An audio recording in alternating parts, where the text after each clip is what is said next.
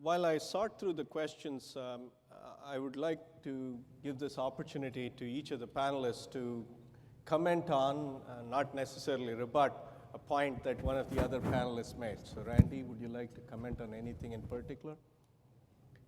Well, I think we're in a lot of agreement about the different issues. I think China presents a very, very interesting challenge because of, I think, the different pieces that we talked about. You don't have the infrastructure for credit. You don't have the opportunities for moving ahead. The other things that Raghu and Carl mentioned, that the income isn't there. It's very much focused on the state-owned enterprises. It's just astonishing how skewed the income distribution is in China. We talk about that, we have this sort of debates in the US, but it's nothing like in China. It's amazing to go there and just see all the number of Louis Vuitton stores, all of which seem to be empty, but are still there everywhere. And it's a very small fraction of the population that is shopping in those. And I think making that transition is going to be incredibly, incredibly tough.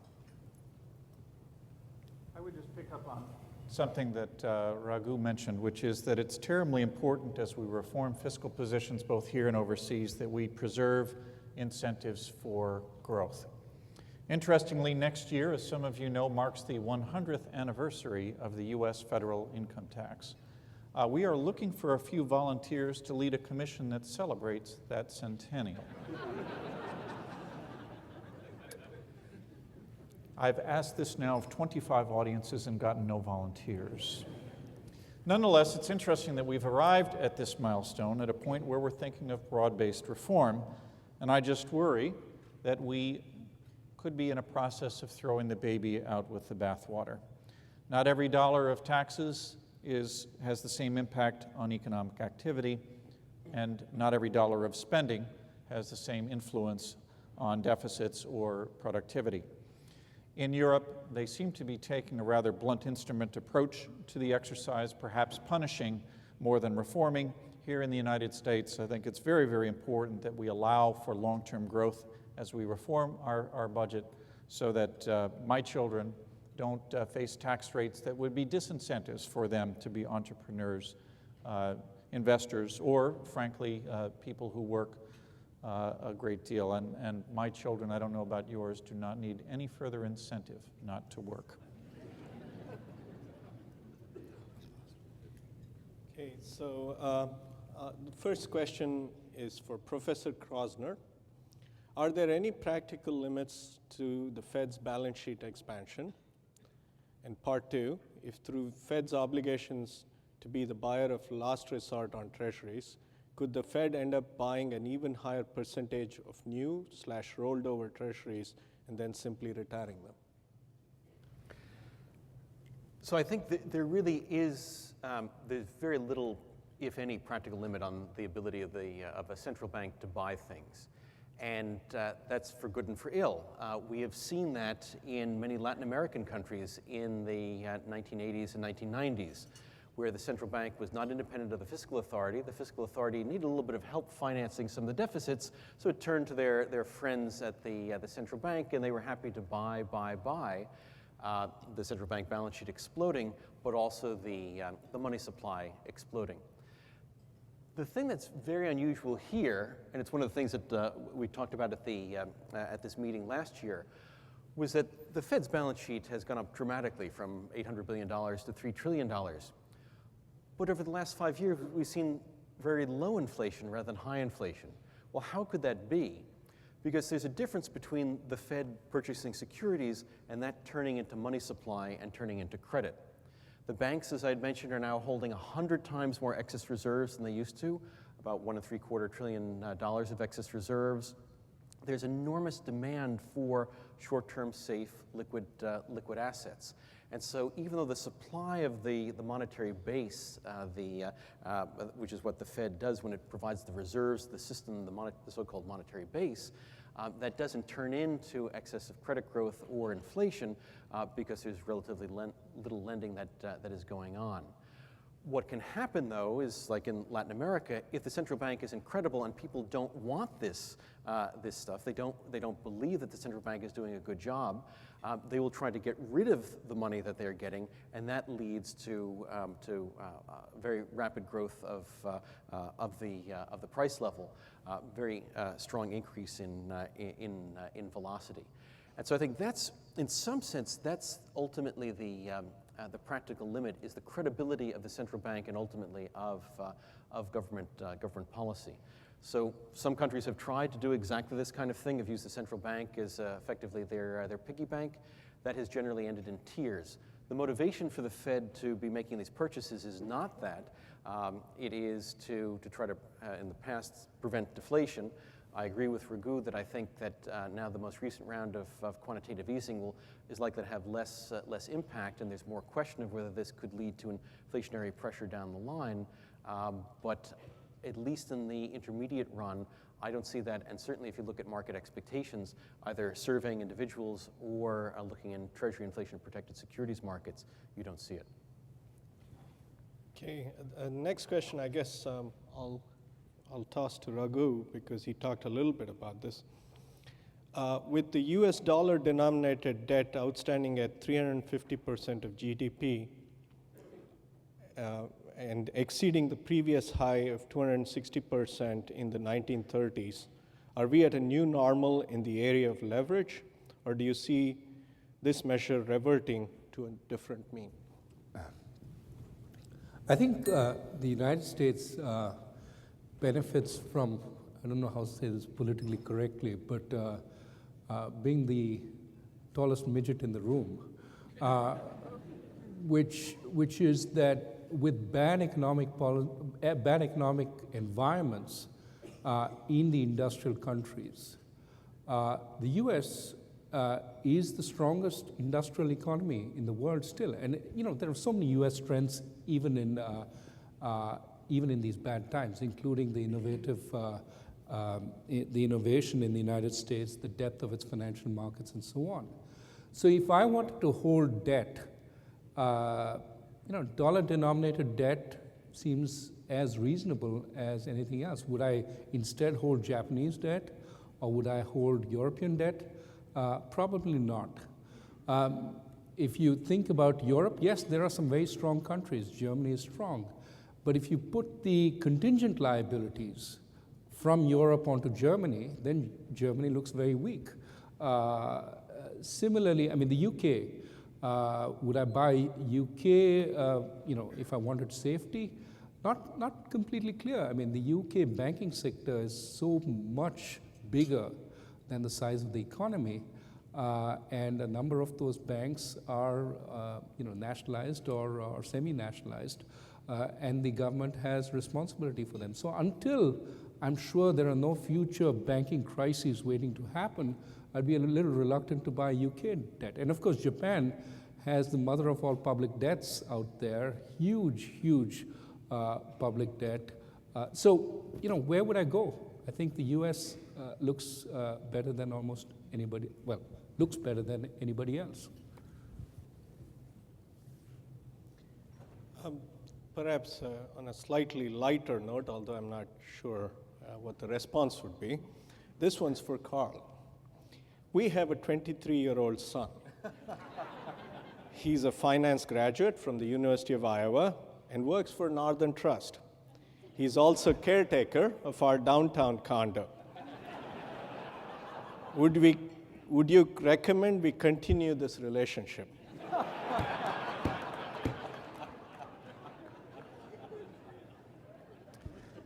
Some exit strategies are easier to engineer than others.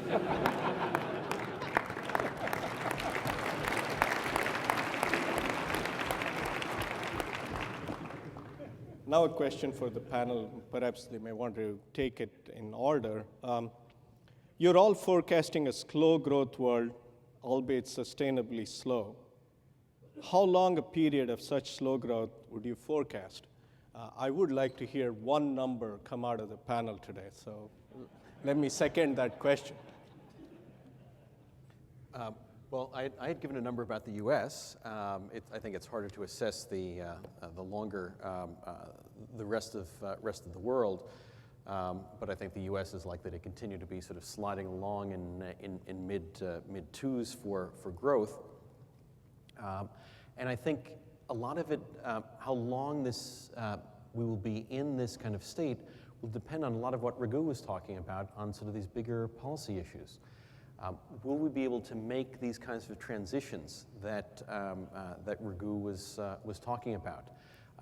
And actually, I'll push this a little bit on him because, given the questions and sort of fundamental political economy challenges that are there in choosing between defaulting on debt obligations to foreigners, defaulting on pension obligations to voters, it's not quite clear how this is going to be worked out. So I think it's going to take a while. Just as with the fiscal cliff, I don't think we're going to go over the cliff, but I also don't think we're going to get onto a sustainable fiscal path anytime soon.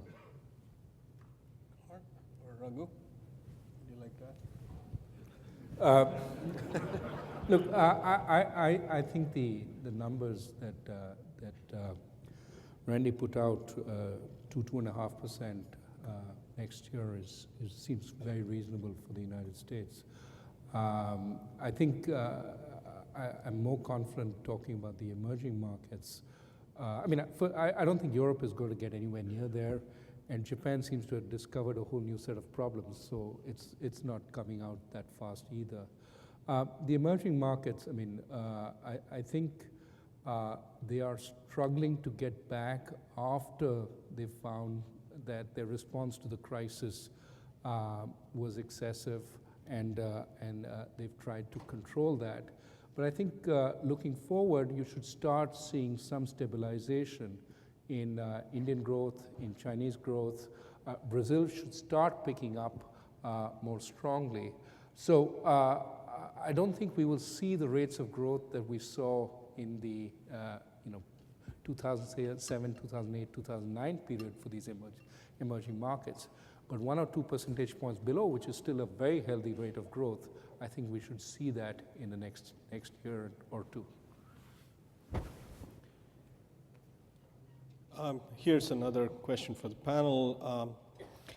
There seem to be a number of similarities between the US now and the Malays we encountered in the 1970s, both economically and geopolitically.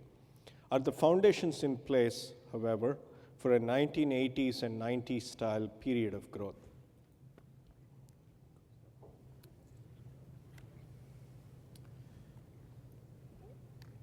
While we have focused a lot this afternoon on the challenges facing both the United States and world economies, I think you can create an exciting picture of long-term performance. The issues are by now well understood, and hopefully the challenge that we've had since the crisis will not diminish some of the learnings that led to the economic performance that preceded it.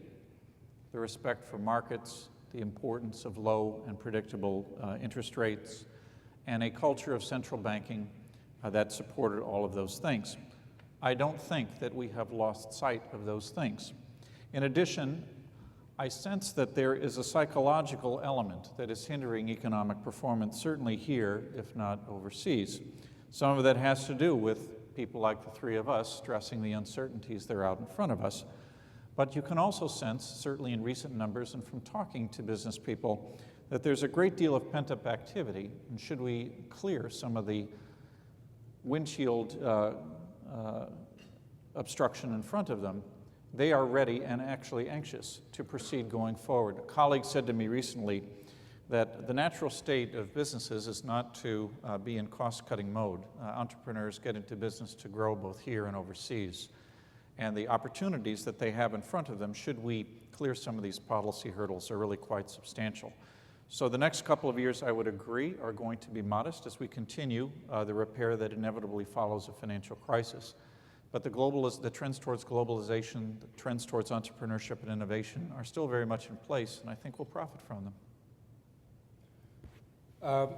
I think one of the factors we haven't talked about here is is the low cost of energy in the United States, which is going to be a source of competitive advantage for the US simply because some of the shale gas can't actually get out. So you would think you produce more shale gas, produce more shale oil, well, what it would do is change the world price, but the world price would be what it is. It wouldn't give the US much of an advantage. Well, some of the stuff is shut in. So for a while, the US will enjoy relatively low energy costs. Over the medium term, it'll have more energy security in the sense of not being dependent on fragile parts of the world. But really, the short run is where some of this benefit comes. And that will imply that increasingly there will be a little bit of a manufacturing revival in the United States. I was talking to a Brazilian steel manufacturer the other day who told me that his US steel plants are the most competitive, cost competitive in the world, precisely because of the low cost of energy. So I think that there is an opportunity, again, beyond the year or two where we still continue to deal with the aftermath of the crisis for stronger growth. Some of it catch up, some of it because of these new sources of value, low cost energy and so on. But I don't think what that means is we're going to have those old jobs in manufacturing come back with strong benefits, et cetera. Those, to my mind, are gone. What will happen is we'll have more capital-intensive jobs in manufacturing, which require higher skills, more intensive use of computer technologies, this, that. It will be a different kind of manufacturing. It will no doubt require a whole new set of workers, but it'll typically be higher skilled workers. So I think the big challenge the US has, which it'll continue to have over the medium term, is how to get more of the workforce to be able to do the kinds of jobs that the economy is producing, which means jobs in science, technology, engineering, math, and not the old jobs, yesterday's jobs. Those are, to my mind, gone. The fiscal cliff debate is just beginning. What's one idea you've heard discussed that should not be implemented in your opinion, and one that should? Randy, you want to take that? All right, I'll start with the pro, which is, I think, the broadening of the base and lowering of rates, or at least not increasing of rates, I think is very valuable. That's a pro-growth policy. That's one that tries to reduce distortions, and I think that's something that is very, very important to take into account and to have as the basis of policy. I think a bad idea is some of the ideas that Paul Krugman has put forward of just spend. Doesn't matter, just buy it, spend it, and that'll be good. I think that's foolish and irresponsible. I think, as I said, what you need to do is think about the costs and benefits of the spending. We can see where that has gotten a number of other countries in Europe, and we can see where it's gotten Japan. I mean, Japan, when they were the China of their day, growing very rapidly post World War II, a very important export economy, lots of manufacturing, then becoming very wealthy, but they hit a wall. They sort of have deflation, and then they sort of have rounds and rounds of fiscal expenditure. So they went from debt to GDP ratios, just like we had from right before the crisis, to now 250% debt to GDP. And the projects are wonderful engineering marvels, but they're bridges to nowhere, or tunnels through Tokyo Harbor. And so I think just that idea that any expenditure is a good expenditure, it's stimulative, that's positive, and so we just need more of it, and that and many people saying, gee, we only wish we had done more of that earlier. I think that's just exactly the wrong way to approach things, and I think Japan is a great illustration of that. I think a bad idea would be to allow the tax rate on capital gains and dividends to revert to its former level. We're going to get less of something we need a lot more of. I think an elegant idea, and I'll use that word instead of good, is that as we think about ways to broaden the base, in dealing with tax preferences, we have a choice of eliminating some of them and leaving others, or allowing all of them to melt at certain levels of income. And I think the latter is probably the political expedient way to go to get to a deal. otherwise, having to choose one preference over the other. Do we want to preserve the charitable deduction, charitable giving deduction at the expense of the home mortgage interest deduction? That's going to raise a lot more political firestorm than simply limiting the impact of all of them above certain income levels. Just to amplify on what Randy said, one of the hardest sort of views to combat when you're in public fora is this idea that somehow spending money is going to create jobs, and so why are you against spending money? And the real issue is you want to create sustainable jobs, jobs that persist beyond the spending of that money. So there are two ways this can happen when you spend that money. One is if you create sort of long-run assets which then create a sort of economy growing around it. This is the idea of infrastructure spending that happened in the Depression and so on. But many industrial countries are pretty much, have a lot of the infrastructure. Yes, you can improve the quality, you can repair some of it, etc. But building out to create new jobs is going to be hard. So the spending, once you stop, basically those jobs end and you don't have sustainable jobs. So the real issue is how can you create sustainable jobs? Another way the Keynesians would argue can create sustainable jobs is if you create animal spirits. You spend, everybody gets excited, the economy is growing, therefore they also start spending, and then everything becomes hunky-dory. Well, in a sustained crisis like the current one, when you have deep structural problems that you have to fix, it's not clear that you spend a little more in 1 quarter or 2 quarters, and people think everything's fixed, everything's back to normal, and suddenly you've restored the animal spirits. So that's why I think, spending per se at times like this is, I agree with Randy, a very dangerous idea. You have to explain why this is going to create sustainable jobs. The government can create jobs. It cannot create sustainable jobs. That the private sector creates, especially in market-driven economies. And how do you do that? That we need to explain much better. In many cases, this doesn't really stand the test of the spending that is suggested doesn't pass this test. In terms of bad ideas, I think the one that I dislike the most is the one coming from Peter Diamond, who nearly made it onto the Fed, and a couple of French economists. They're suggesting that increasing U.S. marginal tax rates to 73% would have very little effect on growth. I suspect this is one of those situations where economists bring themselves a bad name by working with theory rather than actually doing it in practice. While we're on the subject of taxes, here's one. The U.S. taxes income more than assets or spending. Should we adopt a VAT and lower income taxes? Well, I'll tell you the concern that people have about VAT. Clearly, it might be less distortionary than income taxes. The concern they have is the VAT may be a little more silent tax. So once you instill a VAT, it may be possible to raise the VAT to much higher levels without people protesting, and that, in some ways gives the capacity for the government to expand to much bigger levels. I mean, I don't know how much weight to put on this concern, but it is true that many of the highly taxed European economies have a very strong VAT system, and you can see that the temptation to increase the VAT over time certainly is there. Yeah, I'd very much agree. I think it's in principle, on sort of blackboard economics, reducing taxes on capital and shifting those to consumption taxes should be a pro-growth policy. But I think Raghu is exactly right. If you think about the practice, the political economy of it, I'm not sure that you get the right trade-off. Here's a philosophical question. All of you said fiscal stimulus is good. Are Milton Friedman's philosophies dead?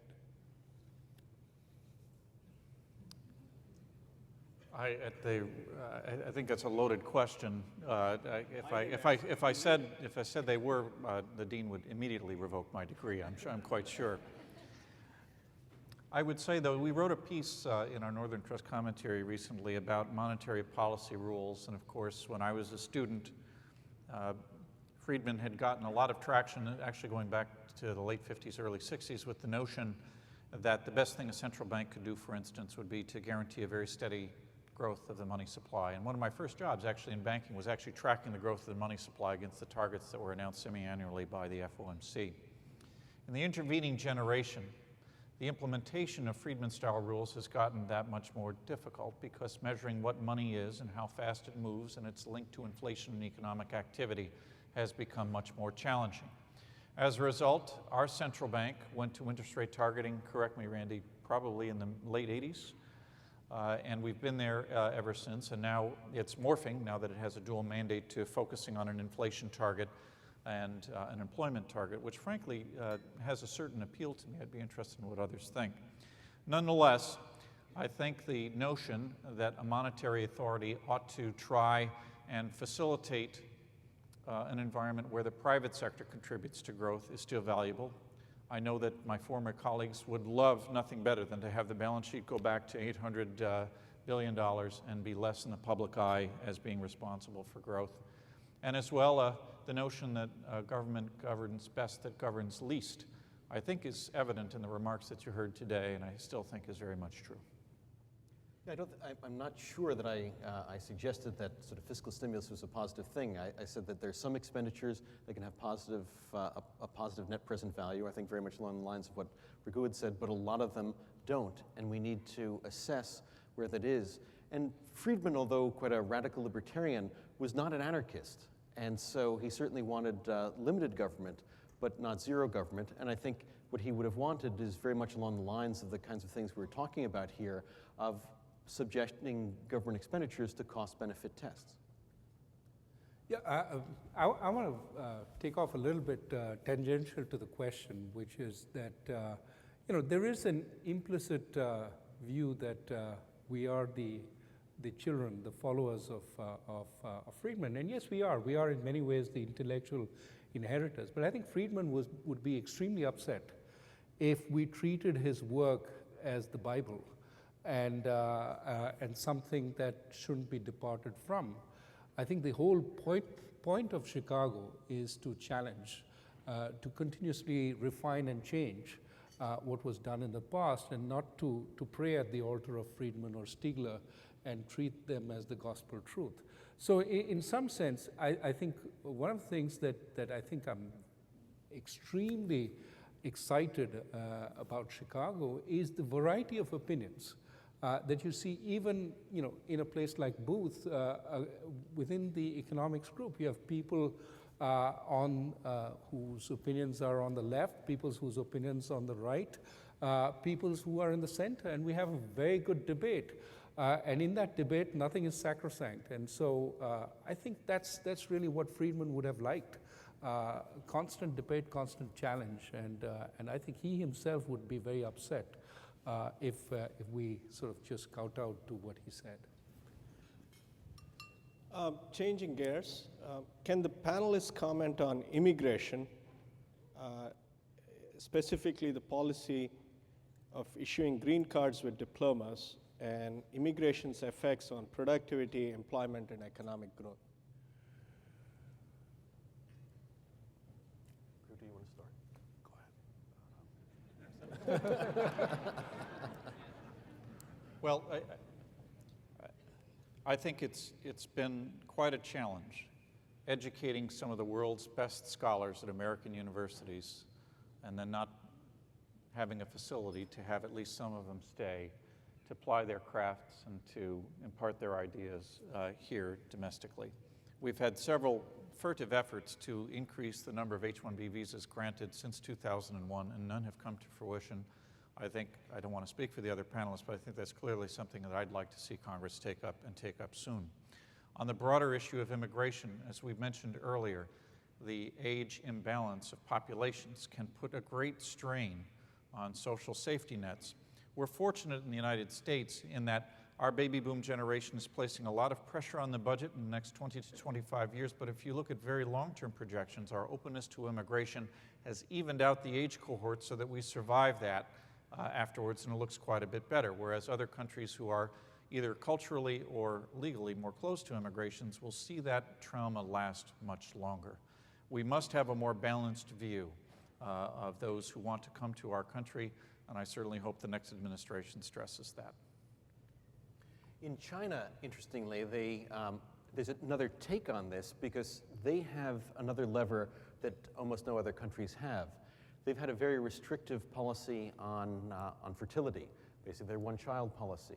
And so, as we all mentioned, China has an aging population. They have about 1.3 billion people, and that's not growing because their fertility rates are relatively low. They have a relatively rapidly aging population.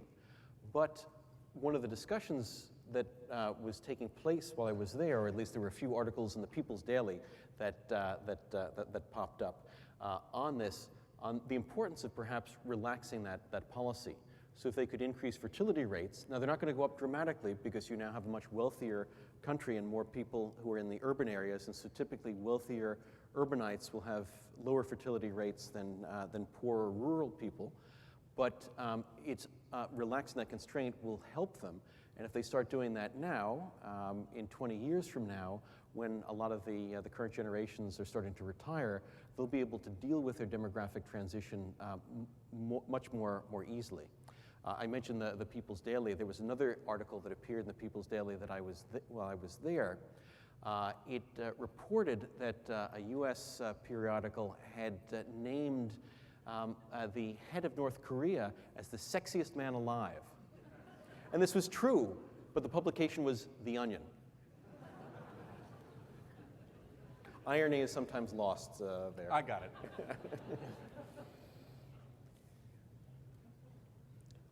Again, on a question or an issue that the panel did not address in their comments, what effect or what role will Africa play in the global economy going forward? I can try answering that. First, on the immigration question, I don't think I'm an independent, unbiased observer. I'm an immigrant to this country, and I certainly have benefited tremendously from that policy. So I didn't want to say anything because there's a conflict of interest in what I would have to say. Let me turn to Africa. I think Africa has, for the first time, I think people are getting optimistic about Africa in so many decades. They're getting optimistic because the private sector is starting to pick up in Africa. Private sector in ways, for example, telecom, banking, that you wouldn't have thought would actually come together. So that's one of the good things going for Africa. The private sector is picking up. People are making fortunes and incentivizing others to start trying to do that. The second thing is, in Africa, when I was at the fund, the IMF, we could never make forecasts that had any plausibility because every year, one more country would go into conflict and its GDP would fall by 25%. One of the good things about Africa is that conflict is becoming more contained, restricted to a few areas. There are still the sore spots that continue, the Congo, for example, but a lot of Africa is coming together into a period of relative peace, and that is creating the more possibility of growth. And the third sort of benefit in Africa is increasingly, you are getting democratic countries where the transition is peaceful, where the previous ruler, once voted out of office, actually gives up and goes. And in fact, Mo Ibrahim has a prize which he gives every 2 years, I think, to anybody who leaves peacefully, a sort of bribe for them to leave. It's a pretty lucrative bribe. Gives them study leave for a number of years with $200,000 to boot. But I think the fact that Africa is starting to show signs, there are so many places where Africa can grow if it can get its act together. I mean, the natural resources in Africa are tremendous, but over and above the natural resources, I think there are some areas of very strong well-educated populations. I mean, minorities within the country, but that can be harnessed to create more growth. The disappointment in Africa has been South Africa. I think South Africa hasn't delivered as much post the end of the apartheid regime as one might have expected, because South Africa could be the strong engine that pulls along the rest of Africa, given that it's a stronger, better developed nation in that area. But that said, I think there are areas of hope elsewhere, and I think people call Africa a frontier economy. There are parts of Africa which I think deserve the appellation emerging for whatever that is worth. Next question. How will the changing demographics in the US affect the employment rate, savings rates, and markets over the next 3 to 5 years, so in the short term rather than the long term? Well, obviously, as I mentioned, the employment population and labor force participation rates have fallen very rapidly. Now, part of that is because of during the boom years, as the population was aging, people stayed in the labor force because it was so lucrative to be able to work. And now, obviously, given the crisis, you sort of saw maybe 5 years worth of demographic transition occur. Well, probably 15 years of demographic transition occur in just 5 years, and so I think we're likely to continue to face those kinds of challenges. Hopefully, we're going to see some stabilization over the next few years now that we've sort of seen a lot of the pent-up movements already manifest themselves. But likely, we're going to continue to see relatively low employment ratios, employment population, labor force participation ratios, and that means income growth is going to be lower than it otherwise would be. And depending on how the fiscal issues are dealt with, particularly a lot of the safety net issues, I think that is going to affect people's savings behavior in the short run as well as in the long run. I would just add that it's often cited that our older cohorts are the fastest growing in the United States, but we have seen an increase in labor force participation amongst those who are older than the age of 55. And I think that that's been a very healthy trend. Now, there's some social reasons for it. There are many who see retirement as something that is not the model that they want, traditional retirement, so they keep working because they want to. But the other thing when you have social safety nets is that the longer that somebody works and contributes to a system and the shorter that they draw on it, the more solvent that it becomes. And so if you run those projections through something like Social Security or a pension, it's a very, very beneficial outcome. So for both social and economic reasons, I think that's a trend that is healthy. I was asked by the editor of Capital Ideas to ask the final question, and it's the following. This is, I guess, your wish for next year. What would you like to be talking about at next year's economic outlook? Not the Mayan calendar. Carl? I would like to be talking about the transformation that legislators around the world had undergone and turned from petulant teenagers to grown-ups.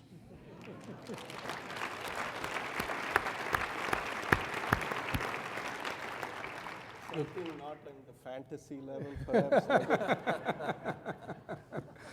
Look, I can't beat that. I'll just not even try. So let me leave it there. I think we all would agree that I think all of our discussions were about the policy challenges both in the short and long run. And I think Raghu really highlighted the difficulties of the political economy, because these are very difficult choices, because the obligations have to be restructured. But who is going to bear the brunt of that? How is that going to work out? And can we do that in a way that maintains social cohesion and promotes growth? That's not easy. It's not just, I'm very sympathetic to Carl's characterization of where policymakers are. But we also have to realize that this is a particularly challenging time, precisely because of the demographic transition. It was much easier when you had just sort of a natural growth of the population to give you more labor hours. And when markets were still opening up, there were a lot of easy, low-hanging fruit that you had that you didn't have to be quite as careful. It's much easier to make trade-offs when everyone's better off, because the pie is bigger. It's much harder to make those when the pie is smaller. So I have some sympathies for the challenges that they have, but my hope too is that they can face them squarely and reduce the uncertainty that is weighing very heavily on consumers and particularly business as investors in the U.S. and around the world. On that note, I'd like to wish you all a very cheerful holiday season and a pleasant and productive 2013. I look forward to seeing you all here next year. Thank you very much.